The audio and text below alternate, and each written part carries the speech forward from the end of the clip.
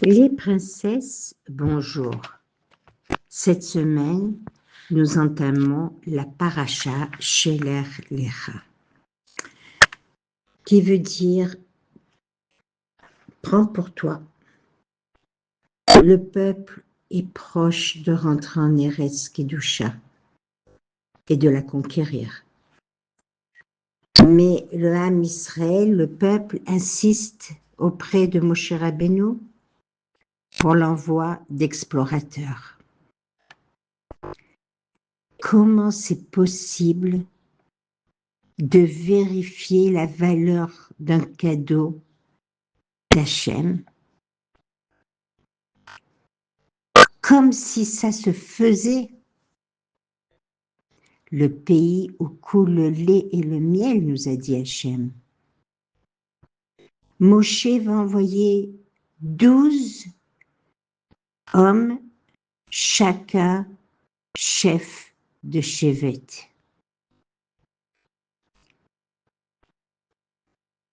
Il va d'abord bénir Oshéa en lui ajoutant un Yud afin qu'il soit protégé. Et Kalev va en secret, dès qu'il arrivera là-bas, prier sur notre tzadikim pour rester fidèle à Kadosh Baruch Hu.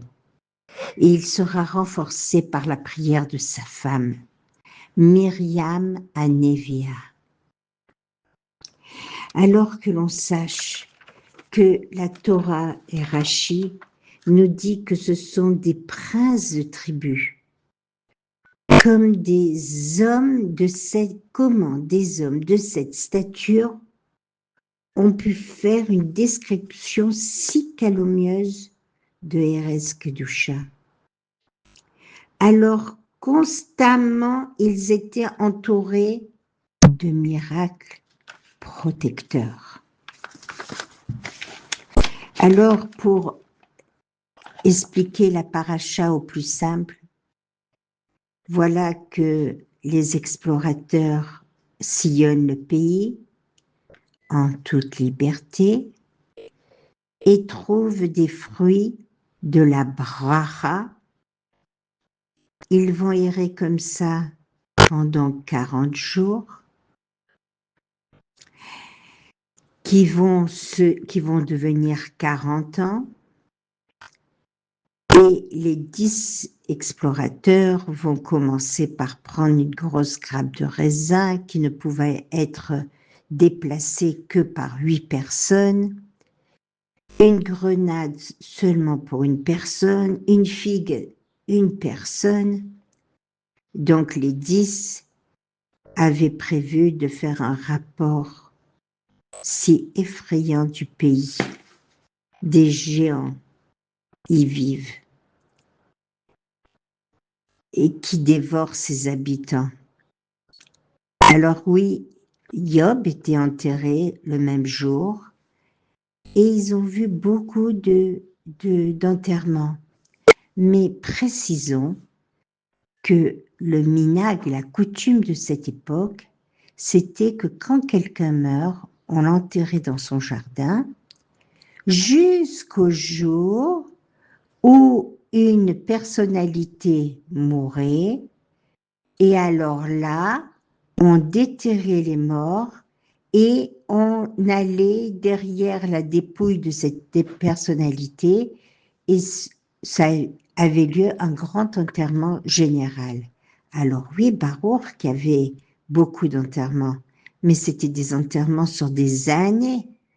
Ça n'avait rien à voir avec le présent. On continue. Alors, qu'est-ce que c'était ces géants qu'ils ont vus? C'était des géants c'était des malachim qui étaient descendus sur terre et qui avaient été avec des femmes humaines. Et cette union ont donné naissance à des êtres doutables. Souvenons-nous que Orpa, dans Megillat Ruth, qui s'était donnée à une déchéance, avait donné elle aussi naissance à 4 géants dont Goliath, qui combattra avec David, descendant de sa sœur, de la sœur de Orpa, Ruth.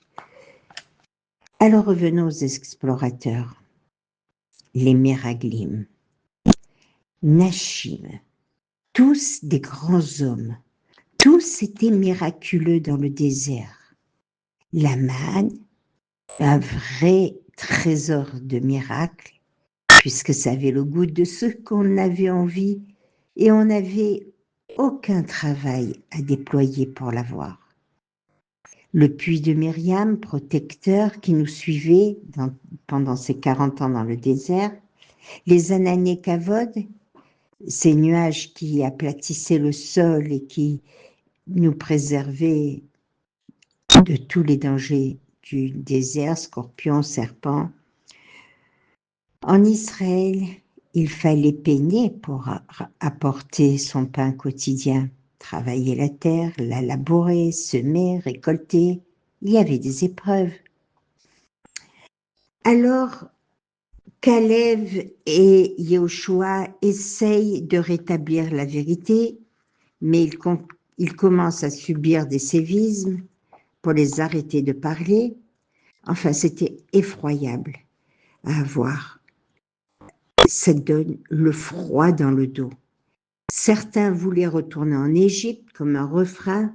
Ils pleurèrent toute la nuit, excepté les femmes et le chevet Lévi, des plaintes et des révoltes, un manque de confiance.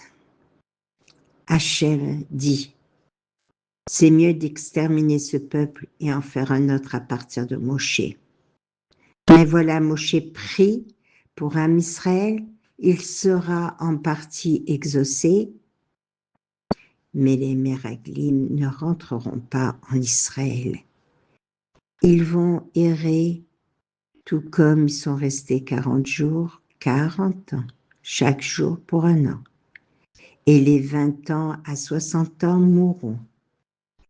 Puis, cette nuit de pleurs se transformera en 9 Av, le 9 Av, où les deux bêtes Amikdash seront détruits, où Bétar tombera, où il y aura l'Inquisition et d'ailleurs bien d'autres. La génération nouvelle, ainsi que Yoshua et Kélev, rentreront eux en Eretz Israël.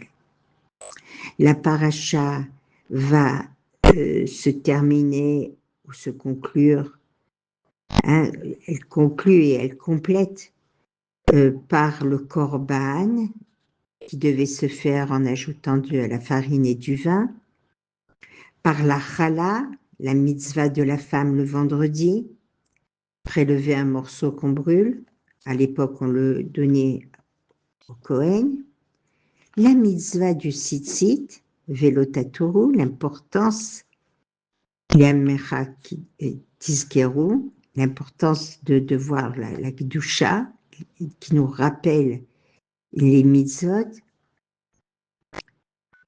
pour rester sain, pour rester connecté à Kadosh Baruch Hu. Évidemment, l'idolâtrie qui était la mitzvah négative.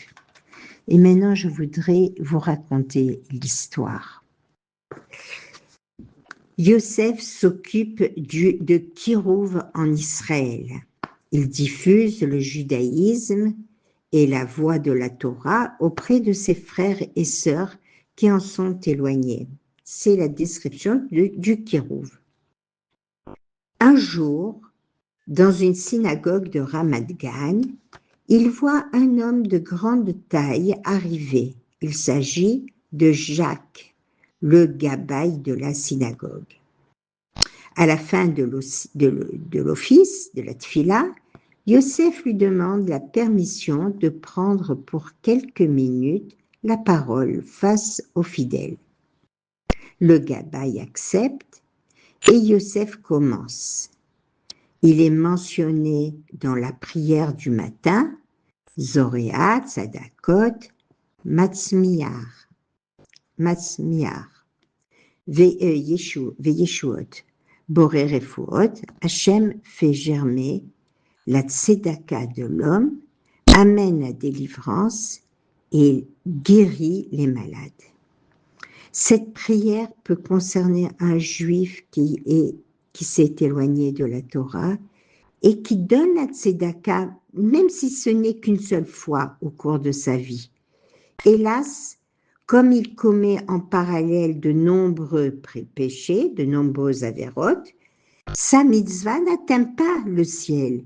Mais Hachem, qui est juste et miséricorde, il conserve sa mitzvah jusqu'au jour où notre homme en aura besoin. Imaginons que cet homme fasse teshuva et tombe malade. Après un certain temps, Hachem ressort alors la mitzvah, cette mitzvah de tzedaka qu'il avait faite, que cet homme a accompli dans le passé et le sauve de la mort. C'est donc le mérite de la tzedaka qui le sauve selon le principe qui figure dans le livre des Proverbes de Shlomo Améler, du roi Salomon. Tzedaka tatzil mimavet, la charité sauve de la mort. À la fin du petit discours, Jacques s'approche de Yosef et lui confie: ce que vous avez dit s'applique exactement à ma vie, à moi. Je vais vous raconter mon histoire. Il y a quelques années, j'habitais à Paris et j'étais coiffeur. À l'époque, j'étais à des années-lumière de toute pratique. Un jour, en fin de journée, alors que je m'apprêtais à fermer, un homme pénètre dans mon salon de coiffure. Il a l'allure d'un juif religieux et me demande de l'aide. J'ai un enfant malade qui est hospitalisé depuis des mois, me raconte-t-il. Il est alité et je dois rester la plupart du temps à son chevet. Et j'ai dû arrêter de travailler. Si vous pouvez m'aider, soyez bénis. J'ignore ce qui m'est passé par la tête, mais pour la première fois de ma vie, j'ouvre ma caisse et je lui tends toute la recette du jour. Quelques jours plus tard, un soir, une cliente habituée du salon vient se faire coiffer. Nous éprouvons des sentiments l'un pour l'autre, sans pour autant oser déclarer notre flamme l'un pour l'autre. Même si je ne pratique pas, je n'envisage tout de même pas de me marier avec une non-juive. À la fin de la coupe, cette femme me lance: et si nous entreprenions un shidour, des rencontres, en vue d'un mariage? Je suis très surpris, je suis navré, dis-je, mais je préfère ne rien entreprendre avec toi. Tu sais que je suis juif et je n'envisage pas de me marier avec une non-juive. Mais sache que je suis en cours de conversion au judaïsme parce que je tiens à me rapprocher du Créateur du monde et à le servir. Je souhaite vraiment avancer dans la pratique. Je ne peux pas continuer à me faire coiffer chez toi parce que tu n'as pas le droit de me toucher. J'aimerais que nous apprenions à mieux nous connaître. Et quand j'aurai obtenu, si Dieu veut, ma conversion, nous pourrions envisager de nous marier. Je suis décontenancée par sa demande, certes osée mais sincère. Cependant, quelque chose me trouble. Elle affirme vouloir être pratiquante. Elle devine mon inquiétude.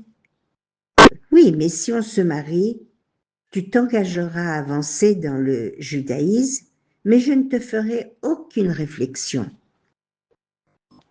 Le temps passe et nous avançons, cela selon ce que nous avons convenu ensemble. Elle se convertit et nous nous rencontrons à plusieurs reprises. Nous nous plaisons et quelque temps plus tard, je l'épouse. Ma femme se couvre les cheveux, elle prie 3 fois par jour, elle respecte la cacheroute et le Shabbat et les fêtes, tandis que moi, je ne fais rien du tout. Je vois que ça la dérange beaucoup. Elle tente de m'intéresser à la pratique avec finesse. Un jour, je trouve sur la table une magnifique paire de téphilines, mais je ne les regarde même pas. Un matin, alors que je m'apprêtais à partir au travail, comme tous les jours, ma femme dépose devant moi mes téphilines en me disant « Jacques, ce matin, je te demande de les mettre. » Et là, je pique soudain une crise de colère. Tu m'avais pourtant dit que tu ne me ferais jamais de réflexion. Je jette la pochette de téphilines par terre avant de partir au travail en claquant la porte. Ma femme crie et court les ramasser. Elle prie pour moi, pour adoucir les décrets du ciel, suite à mon geste complètement insensé. À mon retour, on ne s'adresse pas la parole. Je vais me coucher. Cette nuit, je fais un cauchemar. Je me vois sur un balcon lorsque soudain apparaît une grande fissure sur le mur. Le balcon commence à s'effondrer. J'aperçois sur la voie d'en face ma femme. Je l'appelle au secours, mais elle me regarde sans réponse. Le lendemain matin, je pars comme d'habitude au travail. Mais lorsque j'ouvre la porte de ma voiture, je sens mes forces me vider. Je m'assois au volant sans pouvoir bouger.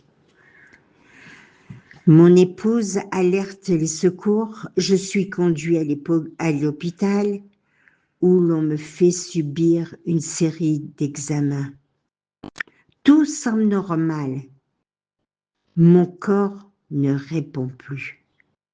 Je me retrouve hospitalisée à domicile, alitée, sans pouvoir bouger. Ma femme prend tout en charge. Les gardes d'infirmières qui défilent à mon chevet, les médicaments à m'adresser, etc. Et surtout, elle me lit chaque jour des histoires sur le judaïsme qui me revigorent. Un soir, elle me lit une magnifique histoire sur le pouvoir des téphilines. Un déclic s'opère dans ma tête. Nous sommes déjà 1 an après l'épisode des téphilines que j'avais jeté au sol. De rage, je lui demande qu'elle m'apporte pour le lendemain mes téphilines. Ma femme verse des larmes d'émotion. Elle sent depuis longtemps que le fait d'avoir jeté mes téphilines par terre a été néfaste pour ma santé. La nuit, je fais le même rêve que l'an passé. Enfin presque le même. Cette fois, le balcon sur lequel je suis ne comporte pas de fissure et ma femme est à mes côtés. Quand je me réveille le matin, je parviens à bouger un peu mes membres. Mon épouse m'aide à me mettre les téphilines et quelques jours plus tard, le miracle s'opère. Je peux me lever et retrouver toutes mes facultés et l'hospitalisation à domicile prend fin. Il m'aura fallu 1 an pour faire le rapprochement entre ma pathologie et les téphilines. Yosef, ému par cette histoire, demande « Quel lien avec votre tzedaka ?» Jacques répond « Vous vous souvenez que j'avais donné la tzedaka à un homme dont le fils était hospitalisé dans un lit médicalisé depuis des mois, exactement comme moi.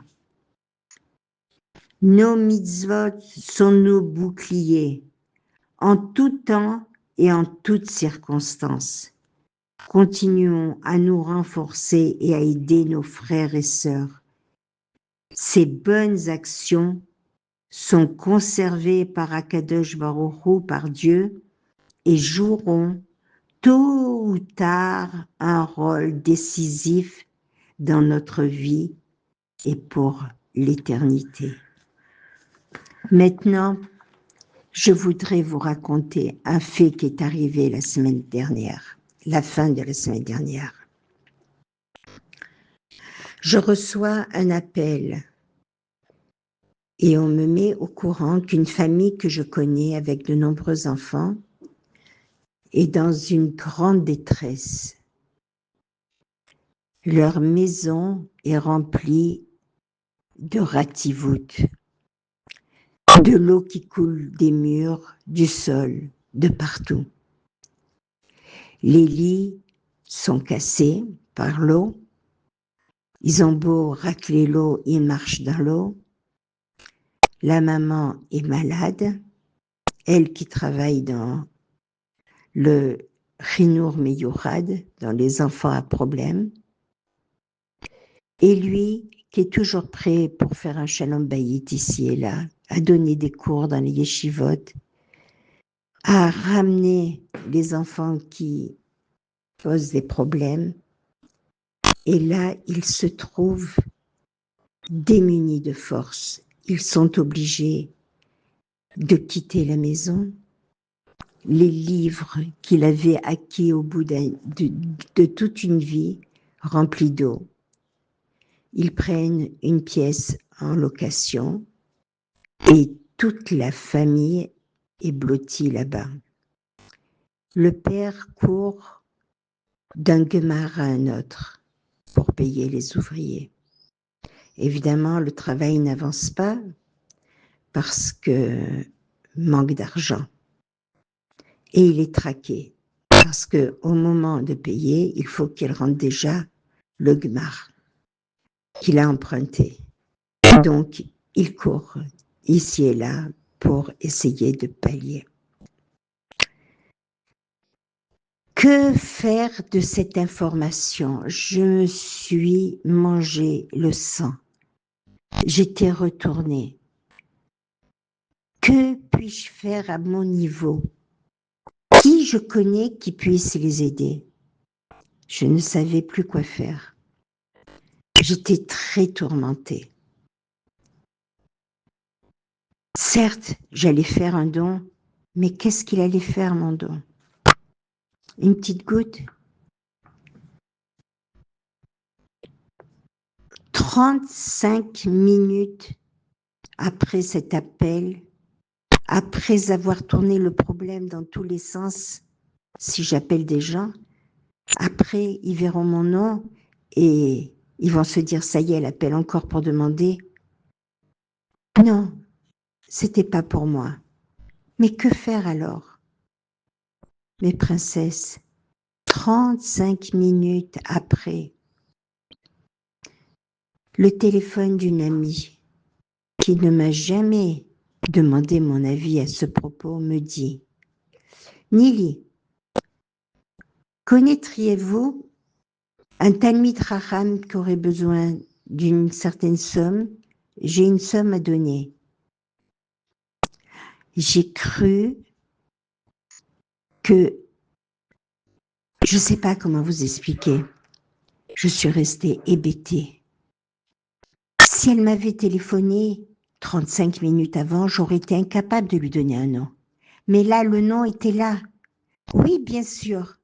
Oui, bien sûr, j'ai quelqu'un.